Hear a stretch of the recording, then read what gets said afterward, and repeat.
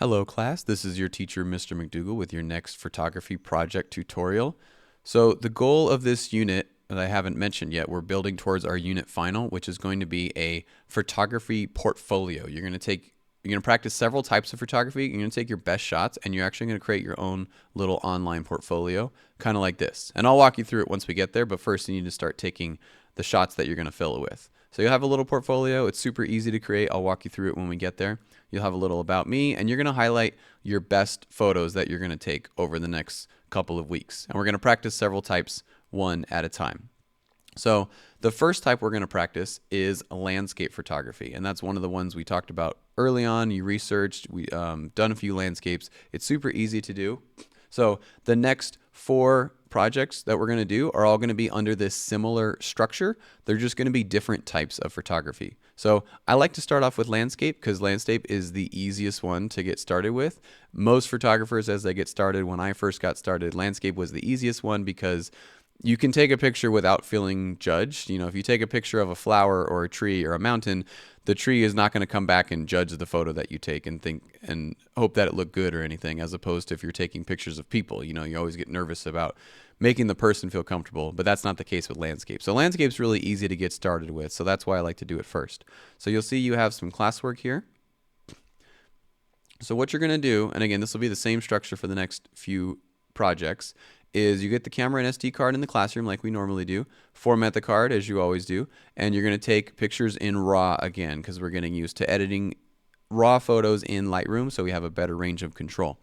I want you to capture at least 10 different kinds of shots or 10 different landscape shots around campus here. So you can take more. Remember, the SD cards are huge. If you take 20 or 30 shots, that's totally fine, but take at least 10 different ones. Try to move around, go to different spots on campus, look around, find different areas or things that are more interesting, play with different lightings and the rules of composition like we've talked about to get really interesting shots. Again, you are in manual mode, so you are controlling all aspects of your photography. And then since they are in RAW, you need to edit them in Lightroom. Just a little bit of edit, so again, they look natural. Make sure it's not too bright, not too dark. Make sure the color looks good, it's not too blue or green or pink. And then what you're going to do is you're only going to export your top 5 shots. So you're going to take at least 10 so you have some variety, but then narrow it down to your top 5 just like we've been practicing in Lightroom. You can flag or rate your best shots, and you're only going to edit those ones to put here on the slideshow. So you see his landscape photo 1, 2, 3, 4, and 5. So these are your 5 best shots that you're going to put here.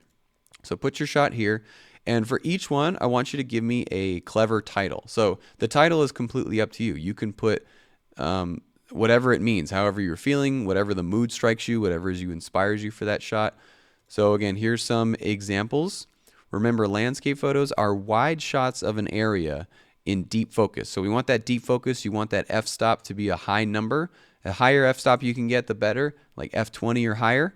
Get that deep focus so everything's in focus, and we want big wide landscape shots of scenery, and they may or may not have people in them. That's fine. If you want to put a subject in it or have subjects in the shot, you can or cannot. Again, that's what makes landscape photos easy, is you don't have to worry about people all the time. So if they don't have any people in it, that's fine, as long as it showcases the scenery, seeing what we have.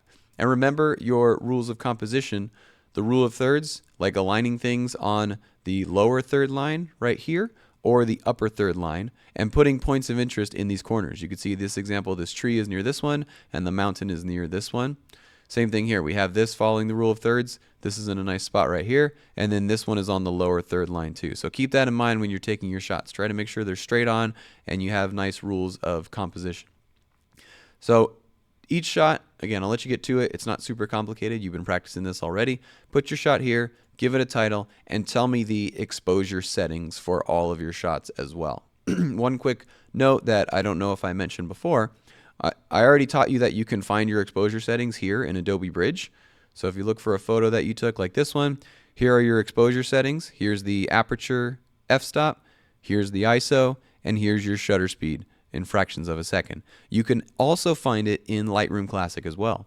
So when you're editing your photo in Lightroom, so here's that exact same photo, you bring it into Lightroom like you normally do, you import it, you start editing, and then you export your top 5. You can also find those same exposure settings right here. So if you look in the top right corner, here's your exposure settings.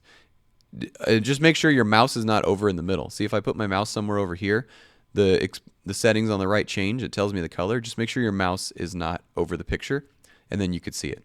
So same thing, ISO 100, f-stop is 5.6, and the shutter speed is 1/250th of a second. Exactly the same thing it said right here. So there's two ways you can find the exposure settings, either with Bridge, like I showed you originally, or again in Lightroom Classic. Ignore this millimeter one. That one is the focal length, but we haven't talked about focal length yet, so just focus on the big three: ISO, aperture, and shutter speed.